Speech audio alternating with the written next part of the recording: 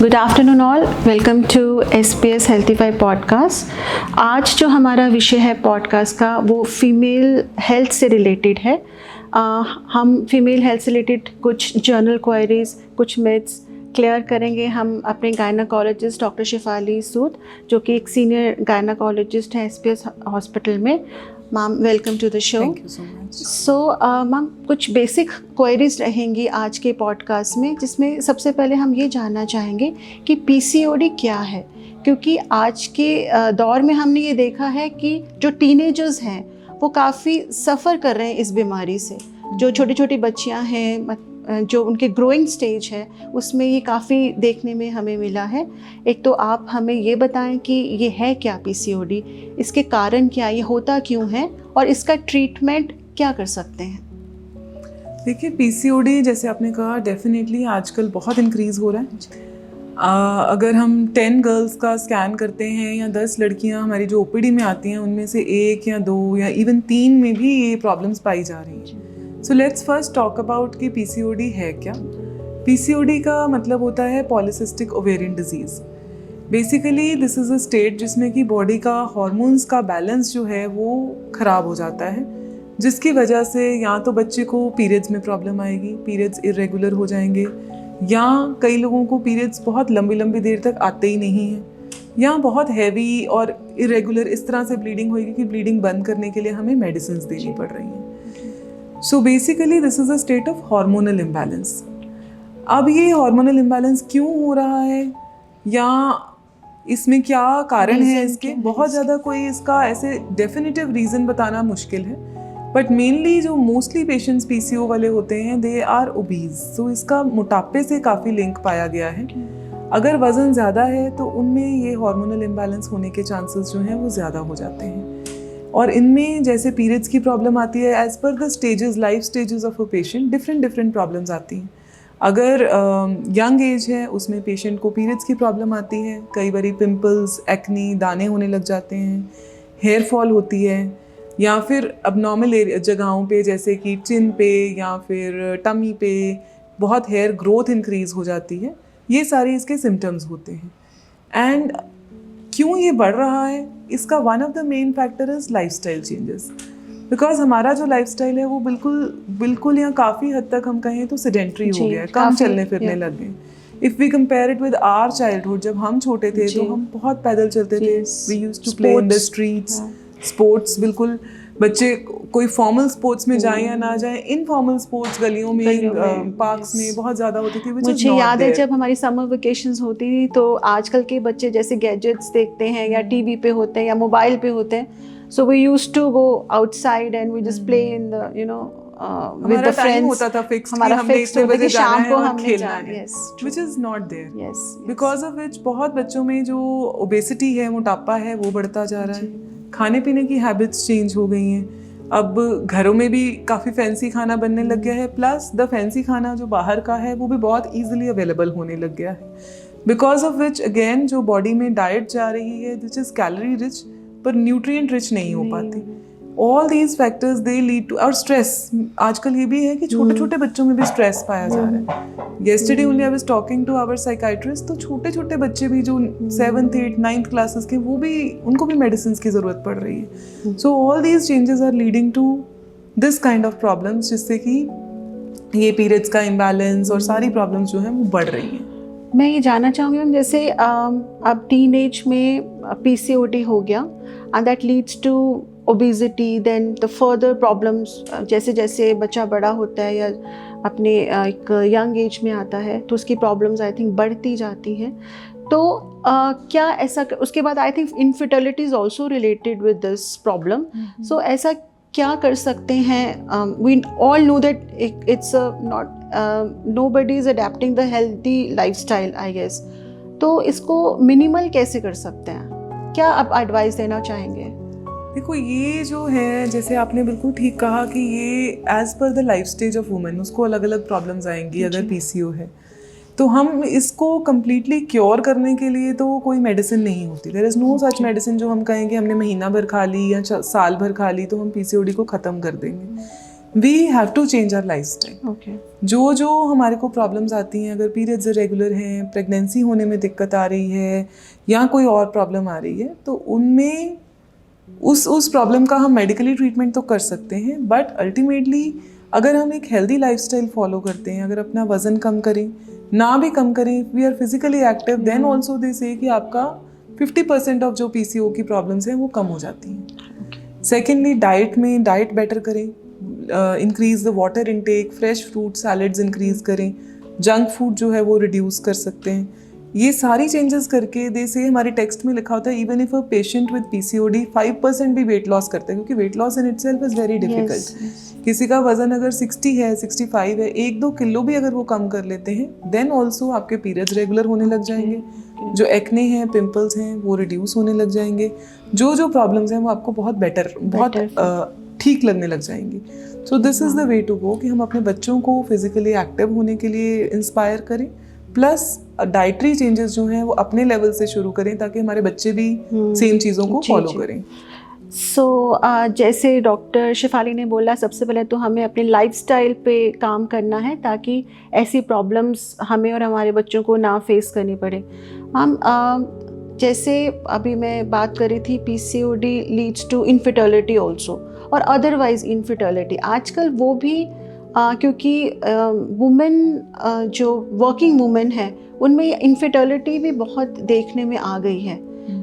एक तो एक सेट उस पर शादी होती है, उसके बाद इनफर्टिलिटी, एक प्लानिंग जो फैमिली प्लानिंग है उसमें भी डिलेज हो रहे हैं। तो रीज़न क्या है उसका और क्या ये क्योरेबल है, वो आप थोड़ा बताएं। देखिए, डेफिनेटली इनफर्टिलिटी भी मतलब प्रेगनेंसी होने में प्रॉब्लम्स आना, ये जो प्रॉब्लम है ये भी आजकल इंक्रीज हो रही है। One of the main reasons जो हम अपनी OPDs में देखते हैं कि मैरिज की एज ही इंक्रीज हो गई है, because girls are probably studying and then they are focused toward their careers, they are not ready to start a family, so marriage, the age of marriage has increased. After that child bearing की age also increase हो रही है, late हो रही है।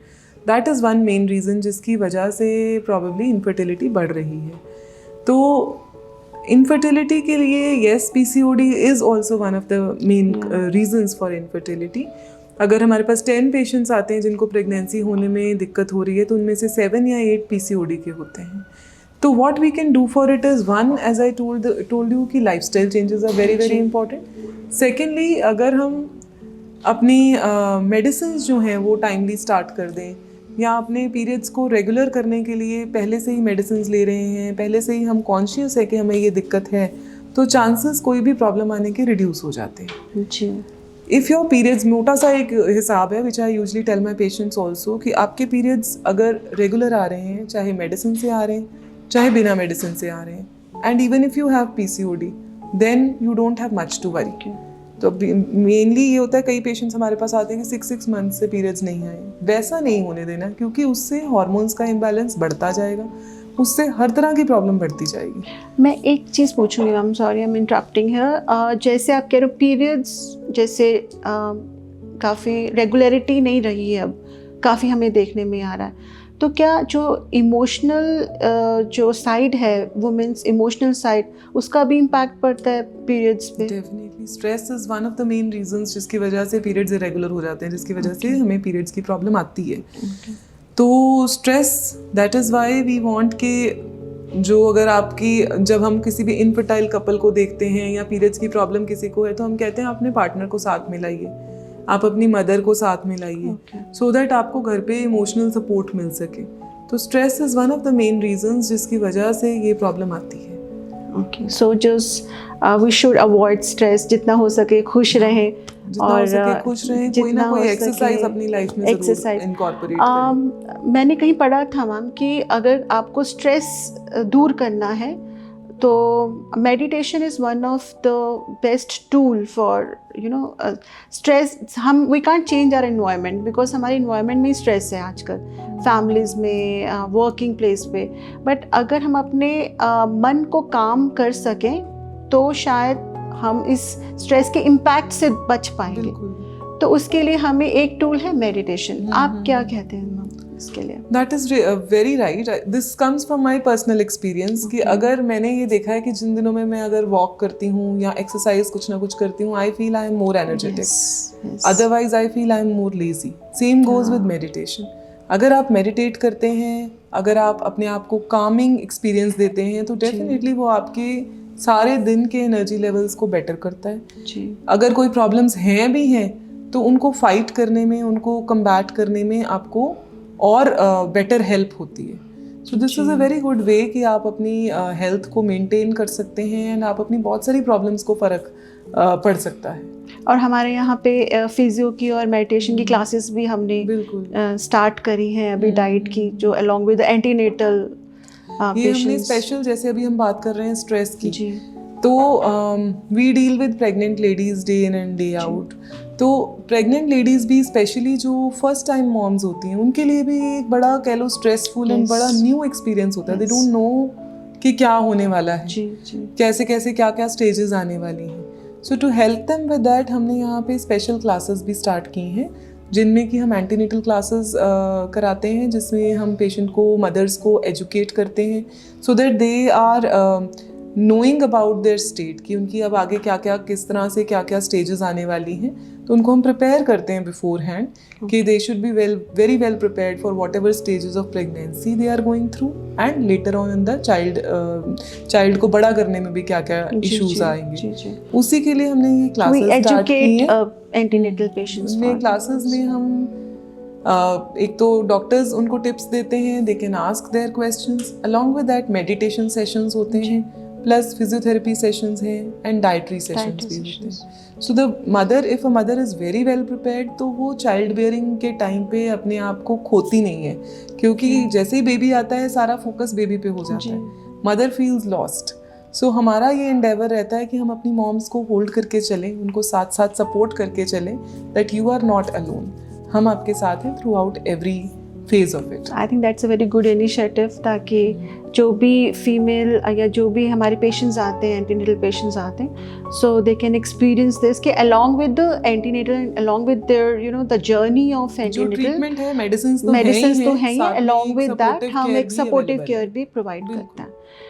Ma'am, जैसे अभी मैं बात करती इनफर्टिलिटी की, तो एक प्रोसीजर है IUI, तो आप बताएंगे कि SPS में वो फैसिलिटीज़ हैं IUI, हम कैसे उनको? IUI का मतलब होता है इंट्रा यूट्राइन इंसेमिनेशन. तो बेसिकली ये एक प्रोसेस होता है जो कि हम इनफर्टिलिटी, जिन पेशेंट्स को, जिन कपल्स को प्रेगनेंसी होने में प्रॉब्लम्स आ रही हैं, उनके ट्रीटमेंट में वन ऑफ द स्टेजेस में ये आता है. तो इसमें बेसिकली क्या किया जाता है, ये फैसिलिटी है हमारे पास SPS हॉस्पिटल में अवेलेबल है. ये एक बहुत ही सिंपल प्रोसेस होता है, जो कि हम IVF के थोड़े कॉम्प्लिकेटेड प्रोसेस में जाने से पहले अपने पेशेंट्स को ये ऑप्शंस दे सकते हैं. तो बेसिकली इसमें जो पार्टनर, मेल पार्टनर के स्पर्म्स को लेके हम उसको बाहर प्रिपेयर करके, उसमें से बेस्ट स्पर्म्स को सिलेक्ट करके we put them inside the uterus of the lady के अंदर रख देते हैं. इससे प्रेगनेंसी होने के जो चांसेस हैं वो 10 to 12% इंक्रीज हो जाते हैं. ये किन लोगों को हम ऑफ़र कर सकते हैं? अगर अनएक्सप्लेन्ड इनफर्टिलिटी है, मतलब कोई कारण नहीं मिल रहा, सब कुछ ठीक है, नेचुरली कंसीव नहीं हो रहा, then this is one step ahead. अगर मेल पार्टनर में कोई दिक्कत है, then also this process can be used. या फिर अगर आपकी 1 ट्यूब ब्लॉक्ड है, PCOD वाले पेशेंट्स हैं जिनमें सिंपल ट्रीटमेंट से नहीं कंसीव हो पा रहा, उनमें भी IUI is one of the very good options before you go to the next more complicated part of IVF. So the couple who wants to go through that IUI procedure, they should come SPS and consult in gynae OPD so that we can give the advice accordingly. Ma'am, एक को laparoscopy surgery का आजकल हमने सुना है कि it's very painless kind of surgery और very advance surgery. सो वो आप बताएं कि क्या है लेप्रोस्कोपिक सर्जरी और कहाँ इसको यूटिलाइज करते हैं हम? देखिए, लेप्रोस्कोपी का जो मतलब है, जैसे आपने बताया, पेनलेस और very advanced and very early recovery इसका बेनिफिट होता है. बेसिकली लेप्रोस्कोपिक सर्जरी का मतलब है दूरबीन के थ्रू की जाने वाली सर्जरी. जैसे पहले चीरा लगा के सर्जरीज की जाती थी, अब वो सारी surgeries, most of the surgeries एक सिजेरियन के बिना, जिसमें बेबी होता है उसके बिना हम दूरबीन के थ्रू कर सकते हैं। इसमें पेशेंट को छोटे छोटे कट्स लगते हैं, बिल्कुल 1 सेंटीमीटर के छोटे छोटे मार्क्स दिए जाते हैं, जिसके थ्रू बहुत ही पतले और स्लेंडर स्लीक इंस्ट्रूमेंट्स होते हैं जिनको हम यूज़ करके सर्जरीज करते हैं। बेनिफिट इसका ये रहता है कि बड़ा चीरा नहीं होता, तो पेशेंट को पेन कम फील होता है, पेशेंट रिकवर जल्दी हो जाता है, उठ के चलना फिरना जल्दी शुरू हो जाता है, and they can go back to their normal activities in a fast time. And किन जगहों में, गायनी में कहाँ ये यूज़ हो सकता है? एक सिजेरियन को छोड़ के मोस्टली सर्जरीज हम लेप्रोस्कोपी से कर सकते हैं। जैसे कि अगर किसी को यूट्रस की कोई इश्यूज़ हैं, फाइब्रॉइड्स हैं यूट्रस में, या अगर ओवरीज में कोई सिस्ट्स हैं, या फिर कई बार इनफर्टिलिटी वाले पेशेंट्स में भी अगर हमें ट्यूब्स चेक करनी होती हैं कि ट्यूब्स ठीक हैं कि नहीं हैं, उन जगहों पे लेप्रोस्कोपी का इस्तेमाल होता है। Okay, so I think that's a very useful. अगर ये पेनलेस है तो ज़्यादातर यही होता है कि सर्जरी के नाम से डर लगता है कि अगर सर्जरी है तो, अगर लेप्रोस्कोपी है तो वी कैन। लेप्रोस्कोपी से जो ऑपरेट होते हैं, लेप्रोस्कोपिक हिस्टेरेक्टमीज होती हैं, लेप्रोस्कोपिक ओवेरियन सिस्ट्स का रिमूवल होता है। ये जो पेशेंट्स होते हैं ये उसी दिन शाम को ही उठ के चलने फिरने लायक हो जाते हैं। टाइम भी ज़्यादा स्पेंड नहीं करना पड़ता है, उनको हॉस्पिटल स्टे रिड्यूस हो जाता है, उनका पेन रिड्यूस हो जाता है, एंड उनका काम, उनको जो रूटीन एक्टिविटीज, पेशेंट को यही होता है कि मैंने सर्जरी तो करा ली, अब मैं अपने घर के काम बाकी चीजें कैसे कर पाऊँ। फीमेल है ना, तो ये मेन इनकी ज़्यादातर रेस्ट भी नहीं हो सकता, रेस्ट कितना चाहिए, that is the main question. तो इसमें रेस्ट की भी जरूरत जो है वो आपको कम लगती है। आजकल जैसे हाई रिस्क प्रेगनेंसी का काफ़ी सुनने में आ रहा है कि जो प्रेगनेंसी है वो हाई रिस्क है और बहुत प्रिकॉशन लेना चाहिए।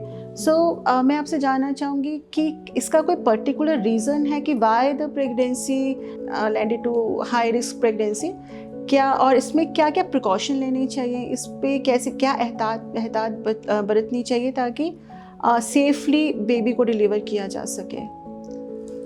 देखिए, high risk pregnancy we can't say कि अब इंक्रीज हो रही हैं, अब जस्ट दैट कि जो कपल्स हैं, जो पेरेंट्स हैं, वुड बी पेरेंट्स हैं, they are more conscious about everything. हमारे पास टेस्ट बहुत सारे अवेलेबल हैं, हम पेशेंट को, मदर्स को बहुत फ्रीक्वेंटली ऑब्जर्व करते हैं, बहुत तरह के टेस्ट हैं जिनसे हम ये देखते हैं कि किस किस तरह के रिस्क बेबी के लिए हो सकते हैं। तो कुछ स्पेसिफिक कंडीशंस होती हैं जिनको हम हाई रिस्क प्रेगनेंसी के अंडर इंक्लूड करते हैं, जिनमें मोस्ट कॉमन जो होती हैं, एक तो होता है कि अगर मदर का बीपी हाई हो रहा है, मदर की शुगर्स बढ़ रही हैं, कोई लिवर का इशू है, कई बार ऐसे होता है कि पेशेंट पहले ही कोई किडनी की प्रॉब्लम्स से जूझ रहा है, वो पेशेंट प्रेग्नेंट हो जाते हैं, या रीनल ट्रांसप्लांट के बाद प्रेगनेंसी है, पहले मल्टीपल सर्जरीज हो चुकी हैं, IVF प्रेगनेंसी, आजकल ऐसे IVF बहुत ज़्यादा इंक्रीज हो गया, so IVF pregnancies are also high risk pregnancies.